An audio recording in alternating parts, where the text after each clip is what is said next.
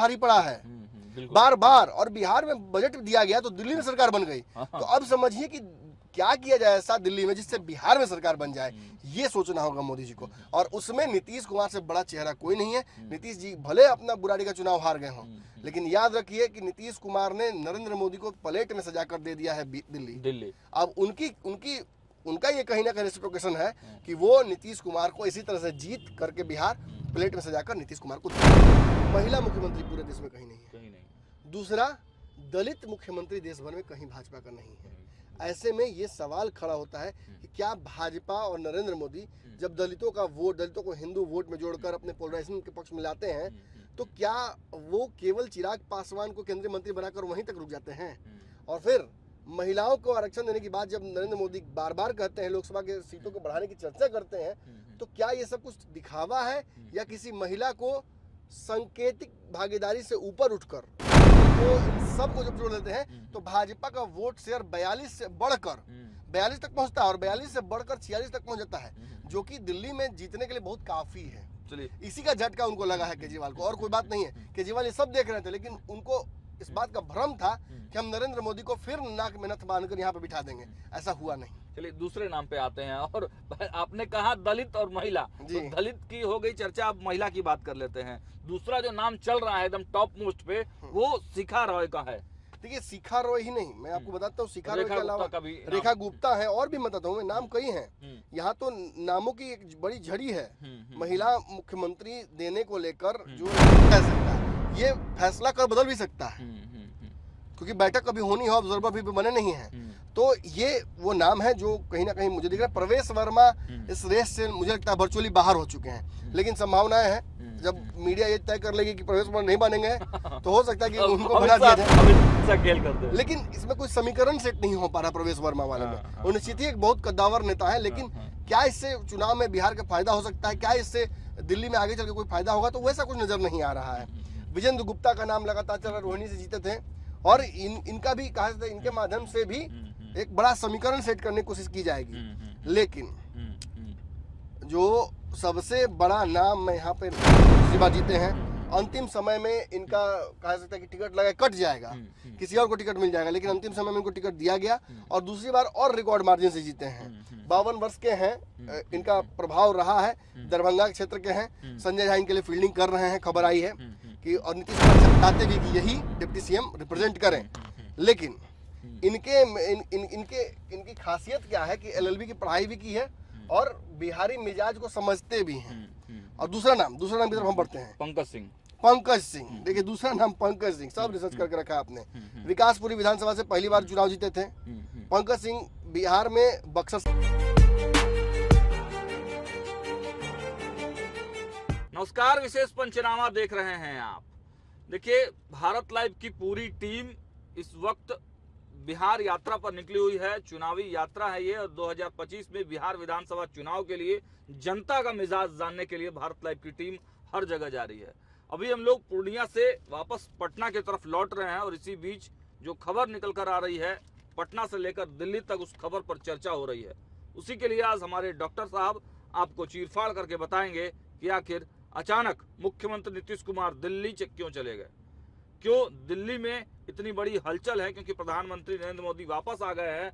और दिल्ली चुनाव में जिस प्रकार भारतीय जनता पार्टी की जीत हुई है, उसको लेकर सरगर्मी तो तेज है ही।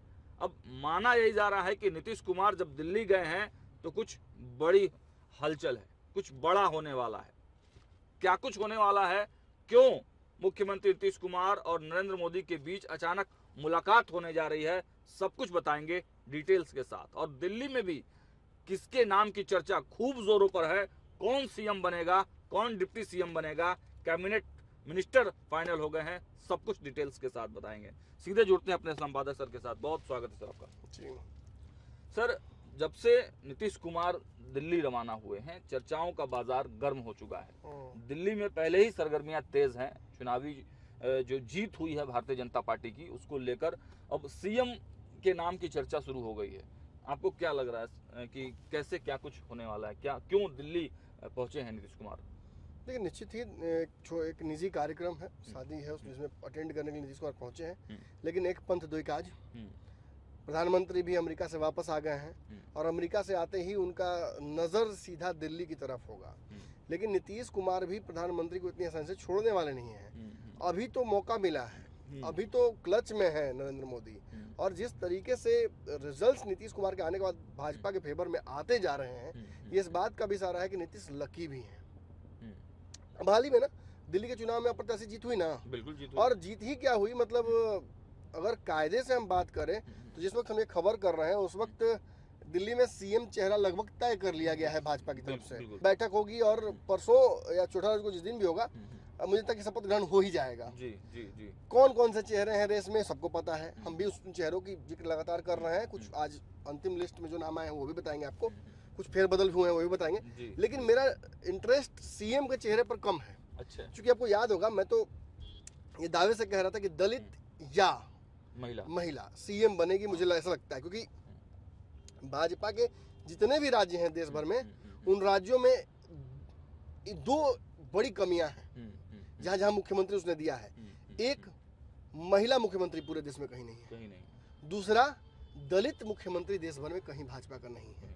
ऐसे में ये सवाल खड़ा होता है कि क्या भाजपा और नरेंद्र मोदी जब दलितों का वोट, दलितों को हिंदू वोट में जोड़कर अपने पोलराइजेशन के पक्ष में लाते हैं, तो क्या वो केवल चिराग पासवान को केंद्रीय मंत्री बनाकर वहीं तक रुक जाते हैं? और फिर महिलाओं को आरक्षण देने की बात जब नरेंद्र मोदी बार बार कहते हैं, लोकसभा के सीटों को बढ़ाने की चर्चा करते हैं, तो क्या ये सब कुछ दिखावा है या किसी महिला को सांकेतिक भागीदारी से ऊपर उठकर एक्चुअल भागीदारी मिलेगी? देखिए, रिमोट कंट्रोल के तौर पर माना जाता है, हालांकि बोलना नहीं चाहिए, लेकिन राष्ट्रपति का जो कद है वो बहुत बड़ा होता है इस देश में। लेकिन मुख्यमंत्री और जो कहा जाता है कि एक्टिव पॉलिटिक्स में, हाँ, प्रधानमंत्री के हिसाब का इन्फ्लुएंस नहीं होता है उनका। तो इसलिए अब रामनाथ कोविंद बने हो या द्रौपदी मुर्मू बनी हो, मोदी जी ने वहां तो साथ दिया महिला और दलित समीकरण, लेकिन जब उसे आप जोड़ते हैं राज्यों के और डायरेक्ट पॉलिटिकल इंटरफेरेंस में या फिर सरकार चलाने को लेकर, तो वहां दिख नहीं रहा है। तो इसको लेकर मुझे लगता है कि भाजपा इस बार खेल करेगी। कई नाम सामने हैं, उन नामों की चर्चा हम करते हैं, कर ही लेते हैं, चलते हैं। लेकिन उससे भी मजेदार बात आपको ये बताना चाहता हूँ कि मेरा इंटरेस्ट दरअसल सीएम वाले चेहरे पर क्यों नहीं है और कहाँ है, ये जान लीजिए। मेरा इंटरेस्ट डिप्टी सीएम के चेहरे पर है। अच्छा। जो ताजा खबर हमें प्राप्त हुई है वो ये हुई है कि नीतीश कुमार दरअसल नरेंद्र मोदी को ये बताने गए हैं कि आपके जीत में पूर्वांचल का, खास तौर पे बिहार वासियों का एक बहुत बड़ा योगदान रहा है।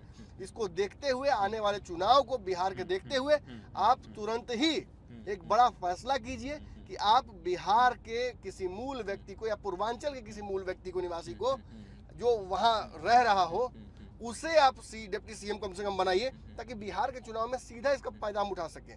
ये सांकेतिक जो राजनीति होती है, इसका असर बहुत आज के डेट में हो रहा है। तो सर, मेरा सवाल ये है कि पहले तो जो आपने कहा कि दलित और महिला, तो दोनों का नाम चल रहा है, इसके लिए आप बधाई के पात्र हैं सर।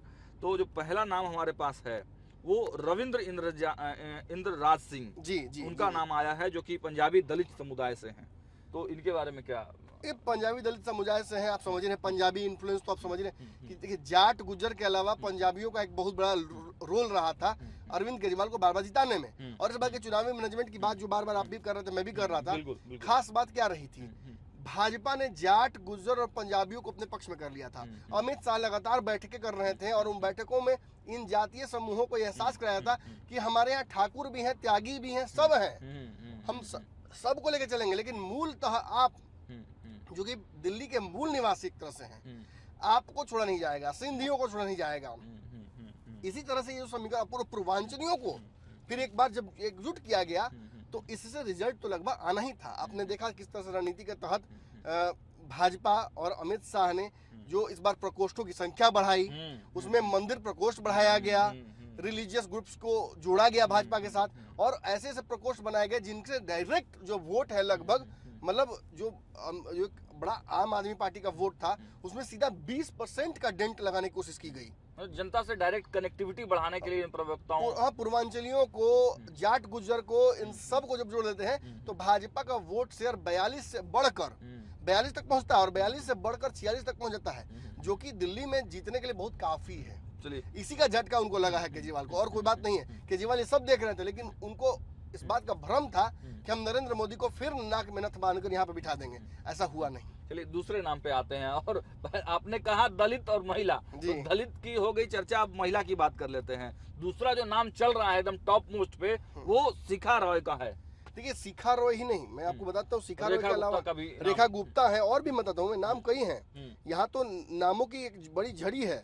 महिला मुख्यमंत्री देने को लेकर जो एक बड़ा कहा जाता फैसला, क्योंकि मुझे पता है कि चिराग पासवान और कई सहयोगी जो हैं भाजपा के, ये बार बार मुखरता से ये बात बता रहे हैं उन्हें, नरेंद्र मोदी जी को, कि आपको महिलाओं को इसमें जोड़ने की आवश्यकता है।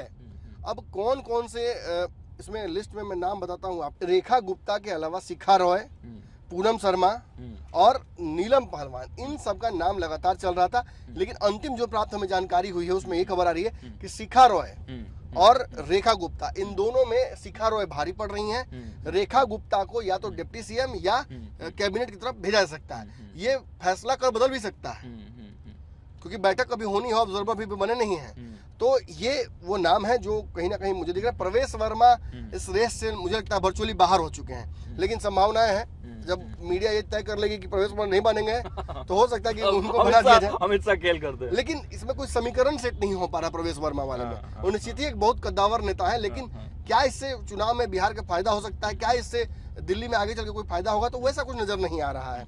विजेंद्र गुप्ता का नाम लगातार चल रहा, रोहिणी से जीते थे, और इनका भी कहा जाता है, इनके माध्यम से भी एक बड़ा समीकरण सेट करने की कोशिश की जाएगी। लेकिन जो सबसे बड़ा नाम मैं यहाँ पे लेना चाह रहा हूँ, वो दरअसल इसलिए इस पूरे समीकरण में जोड़ा जा रहा है, वो इसलिए पूर्वांचल वाली बात है, इनको छोड़ दिया। सीएम वाली बात तो हमने कर ली, डिप्टी सीएम वाली बात मैं क्यों करना चाह रहा हूँ और उसमें क्यों इंटरेस्ट है ज्यादा मुझे।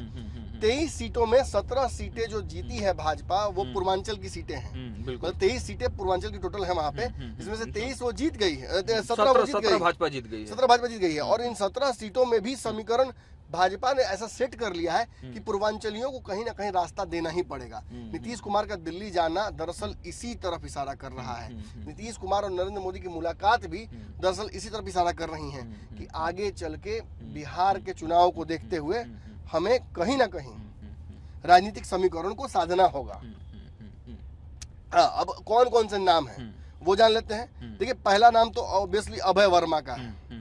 अभय वर्मा, जिनके बारे में आप बता रहे थे मुझे कि ये लक्ष्मी नगर से लगातार दूसरी बार जीते हैं। अंतिम समय में इनका कहा सकता है कि टिकट लगा कट जाएगा, किसी और को टिकट मिल जाएगा, लेकिन अंतिम समय में इनको टिकट दिया गया और दूसरी बार और रिकॉर्ड मार्जिन से जीते हैं।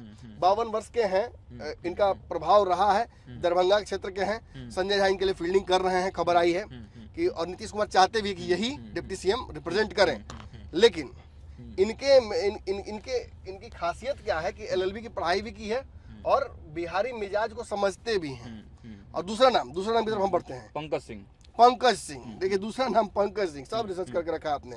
विकासपुरी विधानसभा से पहली बार चुनाव जीते थे पंकज सिंह। बिहार में बक्सर से आते हैं, ब्रह्मपुर प्रखंड के धरौली गांव के रहने वाले हैं। पूरा परिवार लगातार दिल्ली में रहा है। पिताजी जो इनके दिवंगत मोहन सिंह थे, ये कमिश्नर थे दिल्ली में। तो आप समझ सकते हैं कि कितना प्रशासनिक अनुभव इनके पिताजी को था और किस तरह का बचपन इनका रहा होगा। 4 भाइयों में तीसरे नंबर पर आते हैं। सुप्रीम कोर्ट में एडवोकेट भी रहे हैं और साथ साथ बार काउंसिल ऑफ इंडिया के एजुकेटिव कमेटी के जो कहा जाता है चेयरमैन भी हैं। तो ऐसी स्थिति में इनका भी प्रबल संभावना है। बक्सर मतलब समझ ही रहे हैं, बक्सर चुनाव हारी है। शाहाबाद में पूरा स्थिति खराब था पिछले चुनाव में। तो पंकज सिंह इसीलिए रेस में कहा जा सकता है ये भी आगे हैं जी। और तीसरा नाम खगड़िया से एक नाम आ रहा है। खगड़िया के चंदन सिंह है, जो संगम बिहार विधानसभा सीट से इस बार जीते हैं, संगम चौधरी और चंदन चौधरी, और पहली बार विधायक बने हैं। मूल रूप से बिहार के खगड़िया के ही रहने वाले हैं। बताया जाता है कि चंदन 10वीं की पढ़ाई करने के बाद दिल्ली चले गए थे और वहाँ काम खोजा, जो एक वास्तविक पूर्वांचलियों का एक कहानी होता है कि यहाँ से पढ़ाई की, चले गए दिल्ली गए, नौकरी खोजने लगे। रियल एस्टेट में एक बड़ा इनको एक तरह से लॉटरी इनका लगा। बहुत मेहनत किया इन्होंने और मेहनत करके एक ऐसे मुकाम पर पहुंच गए जहां से इनकी कहानी एक प्रभावशाली कहानी हो गई। और बिहारी पूर्वांचल के खास तौर पे जो वोटर हैं वो इससे इत्तेफाक रखेंगे। तो मुझे लगता है इन 3 नामों में कहीं ना कहीं पेच फंस रहा है। इन्हीं 3 नामों में से कोई एक नाम आप दिल्ली के गद्दी के समानांतर देखिएगा। अब आप कहिए कि डिप्टी सीएम से क्या होने वाला है। देखिए मुझे तो 2 डिप्टी सीएम साफ दिल्ली में दिख रहे हैं। अच्छा। हालांकि मीडिया रिपोर्ट्स में कहानी यही आ रही है कि डिप्टी सीएम एक भी नहीं होगा।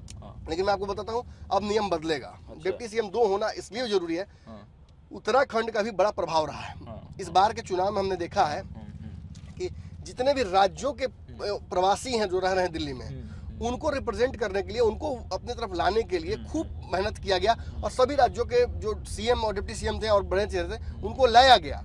तो ऐसे में उत्तराखंड या किसी और राज्य का रिप्रेजेंटेशन भी मुझे लगता है कि इसमें दिया जाएगा। अच्छा। बहुत मेहनत किया गया है, तो एक प्रत्याशी जो वहां से जीते हों उनको भी रिप्रेजेंट मिलेगा। और पूर्वांचल का चेहरा बनाने के लिए कहीं ना कहीं एक बड़ा दाव इन तीनों में से किसी एक पर खिला सकता है।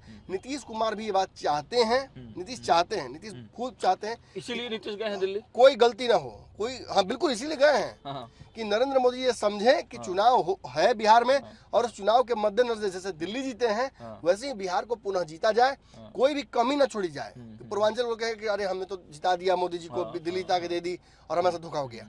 तो ये समीकरण दरअसल इसीलिए बैठाया जा रहा है। पूर्वांचल की भूमिका इसलिए भी मानी जा रही है कि प्रधानमंत्री नरेंद्र मोदी खुद पूर्वांचल से जीत कर आते हैं। उन्होंने कई बार इस बात को कहा, हमारे एमपी है, पूर्वांचल के एमपी है नरेंद्र मोदी जी। कई बार उन्होंने रैलियों में इस चीज का जिक्र भी किया है। अब की बार तो पूरा यही बोलते रह चल गए हैं कि पूर्वांचल पूर्वांचल। देखिए जाट गुज्जर को तो अमित शाह ने अपने पाले में करके दिल्ली जीत लिया, लेकिन आगे की कहानी तो पूर्वांचली और बिहारी ही लिखेंगे ना। और ये मुझे बताइए कि पूरे पूर्वांचल का सबसे बड़ा पॉलिटिकल चेहरा कौन है? नीतीश कुमार। नीतीश कुमार। अगर हम मोदी जी को छोड़ दें, क्योंकि मोदी जी यहाँ के है नहीं, वो यहाँ के एमपी बन के गए, लेकिन यहाँ के रहने वाले मूल निवासियों में सबसे बड़ा चेहरा कौन है आज के डेट में जिसकी पकड़ है? 12 सांसदों से वो केंद्र की सरकार को कंट्रोल करते हैं, 8 उनके मंत्री हैं केंद्र में, और उतना ही नहीं पूरे बजट में बिहार भारी पड़ा है बार बार, और बिहार में बजट दिया गया तो दिल्ली में सरकार बन गई। तो अब समझिए कि क्या किया जाए ऐसा दिल्ली में जिससे बिहार में सरकार बन जाए, ये सोचना होगा मोदी जी को। और उसमें नीतीश कुमार से बड़ा चेहरा कोई नहीं है। नीतीश जी भले अपना बुराड़ी का चुनाव हार गए हों, लेकिन याद रखिए कि नीतीश कुमार ने नरेंद्र मोदी को प्लेट में सजा कर दे दिया है दिल्ली। अब उनका ये कहीं ना कहीं रेसिप्रोकेशन है कि वो नीतीश कुमार को इसी तरह से जीत करके बिहार प्लेट में सजाकर नीतीश कुमार को दे दें। और इसके लिए कहीं ना कहीं एक बिहारी इन्फ्लुएंस बड़ा दिल्ली में चाहिए। मनोज तिवारी का चूंकि बहुत भाजपा ने प्रयास किया, वो सफल नहीं हो पाए, इसलिए चुनाव में इस बार उनको दूर भी बहुत रखा गया था मैनेजमेंट से, केवल प्रचार तक ही सीमित रखा गया था। ऐसे में नीतीश कुमार का कद काफी बड़ा हो जाता है और नीतीश कुमार का इनपुट इसमें काफी बड़ा हो जाता है। तो जो 3 नाम आपने दिए हैं, उन तीनों नामों में से कौन कौन से नाम है वो एक बार फिर से लाइए मैं पढ़ दूं, दर्शकों को बता दिया जाए, क्योंकि नाम देखिए ऐसे हम पढ़ भी लेते हैं तो हम भूल जाते हैं नाम। अभय वर्मा का नाम है, अभय वर्मा तो सबसे आगे चल रहे हैं, लेकिन उसमें उसके बाद फिर पंकज चौधरी हैं, पंकज सिंह है और चंदन चौधरी हैं। ये 3 नाम, चंदन कुमार चौधरी संगम बिहार से, पंकज सिंह विकासपुर से और अभय वर्मा लक्ष्मी नगर से। इसमें पंकज सिंह और अभय वर्मा में ज्यादा मुझे लगता है टक्कर है। हाँ, मुझे लगता है कि इन दोनों में से कोई एक डिप्टी सीएम बन सकता है। नीतीश कुमार कौन सा खेल करते हैं, क्या चाहते हैं, उस पर ही सबको डिपेंड करता है। बिहार का तो बता दिया सर, दूसरा डिप्टी सीएम क्या लग रहा है? मैंने बताया ना, दूसरा तय है। अगर दलित या महिला में से कोई सीएम बन रहा है तो जाट, गुज्जर, ठाकुर और फिर सिंधी, इन सभी जातियों को, आपको पंजाबी, इनको आपको मैनेज करना पड़ेगा। तो दूसरा सीएम ऑलरेडी रिजर्व्ड है। हो सकता है कि उत्तराखंड और जैसे कहा मैंने बाकी राज्यों में से जिस तरह से आए और वोटर्स लेके गए हैं, वो मुख्यमंत्री दिल्ली में दिया है उन्होंने, तो हो सकता है कि वो वाला इन्फ्लुएंस उसमें आप देखेंगे जरूर। ठीक है, एक अंतिम सवाल मेरा है सर कि नीतीश कुमार जब पिछले बार दिल्ली गए थे तो आप भी वहां पे गए हुए थे, नरेंद्र मोदी से मुलाकात नहीं हुई थी। इस बार चर्चा है कि नरेंद्र मोदी से मुलाकात होगी, और ये चर्चा इसलिए भी खास माना जा रहा है कि देखिए एनडीए की बैठक की गई है महासचिवों की, उसमें यह फैसला ले लिया गया है कि नीतीश कुमार ही बिहार के मुख्यमंत्री होंगे, चाहे कितने भी सीटें आए। तो क्या लग रहा है कि वो देखिए वो मैं अभी उस पर हम चर्चा नहीं करेंगे, क्योंकि वो जब होगा ना तब भाजपा कितनी ईमानदार है वो समझ में आएगा। और वो ईमानदारी हमने महाराष्ट्र में देख लिया है बहुत, उस पर मैं चर्चा अभी नहीं करूंगा इस खबर में। इतना तय बता रहा हूँ कि नीतीश कुमार चुनाव तक बहुत महत्वपूर्ण है भाजपा के लिए, जो कहेंगे सो होगा। मतलब जो डिप्टी सीएम बनना तय है बिहार की तरफ से, पूर्वांचल की तरफ से। मतलब जब मुलाकात होगी नरेंद्र मोदी और नीतीश नहीं भी होती है तो मैं दावे से कह रहा हूँ आपको कि वो अपना मैसेज पहुंचा चुके होंगे। मैसेज पहुंचा चुके होंगे। वो बहाना शादी है, गए हो किसी और काम से, बिहार जीतना है। नीतीश कुमार बिहार कोई बात जब आएगी तो सेंसिटिव होते हैं और काफी अग्रेसिव होते हैं चुनाव में। आप देखिएगा जब दिल्ली का चुनाव था मोदी जी का, तो आप देखिएगा दिल्ली चुनाव में गए भी नहीं, झारखंड में गए नहीं, लोकसभा चुनाव में कहीं कहीं ऐसे कमल हिलाते दिखे थे। अब अपना चुनाव है तो कितना एक्टिव है, प्रगति यात्रा में लगातार घूम रहे हैं। तो ये अपनी बात है, ये अपनी बात है। तो नीतीश कुमार अब अपनी बिहार जीत की तैयारी में तो लगे ही हुए हैं और उसको और मजबूती देने के लिए जिस प्रकार दिल्ली सजा कर दिया था नरेंद्र मोदी को, उसी तरह से अब नरेंद्र मोदी से बिहार जो है वो मांगने के लिए निकले हैं। अब देखना यह होगा कि क्या नरेंद्र मोदी से उनकी डायरेक्ट मुलाकात होती है या भाया मीडिया से ही बातचीत होती है। लेकिन संपादक सर ने हमारे इतना जरूर कंफर्म कर दिया है कि एक डिप्टी सीएम तो पूर्वांचल यानी कि बिहार से होना तय माना जा रहा है। बिल्कुल तय। देखते रहिए पंचनामा। बहुत बहुत धन्यवाद।